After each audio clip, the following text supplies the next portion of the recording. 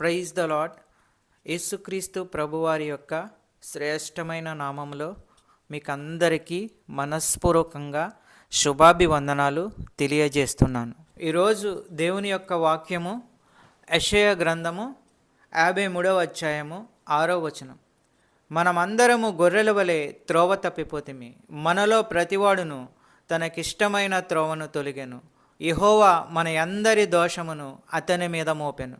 ఈ వాక్య భాగమును మనం అర్థం చేసుకున్నట్లయితే మానవులందరూ త్రోవ తప్పి ఉన్నారు, తమకిష్టమైన మార్గములను ఏర్పరచుకున్నారు, నిజమైన దేవునికి విరోధంగా తయారయ్యారు, శాపగ్రస్తులయ్యారు.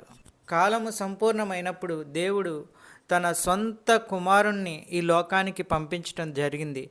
నశించిన దానిని వెదకి రక్షించటానికి మనుష్య కుమారుడు వచ్చెను. మనందరినీ పాపాల నుంచి, శాపాల నుంచి విడుదల చేయటానికి యేసు ప్రభువారు ఈ లోకానికి వచ్చి ఉన్నాడు. మనకు రావలసిన శిక్ష యేసు ప్రభువారి మీద పడింది. మన యొక్క శాపము అనగా కలహము, ద్వేషము, అసూయ, నిందించటం, అనేక రకములైన భయంకరమైన పాపాలు యేసు ప్రభువారు తన మీద వేసుకొనటం జరిగింది. యేసు ప్రభువారు తన రక్తం ద్వారా మానవుల్ని పాపాల నుంచి, శాపాల నుంచి విడుదల దయచేసి ఉన్నాడు. యేసు ప్రభువు ద్వారా ప్రపంచానికి శాంతి, సమాధానము, రక్షణ అనుగ్రహింపబడి ఉన్నది.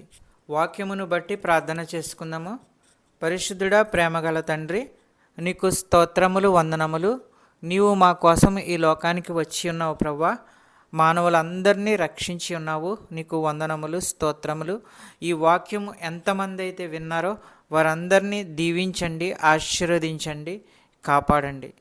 యేసుక్రీస్తు ప్రభు పేరట అడిగి ప్రార్థించుచున్నాము తండ్రి, ఆమెన్. ఈ వాక్యం యొక్క వీడియోలు షేర్ చేయండి, సబ్స్క్రైబ్ చేయండి, లైక్ చేయండి. దేవుని యొక్క సేవలో పాలిభాగస్తులు అవ్వండి.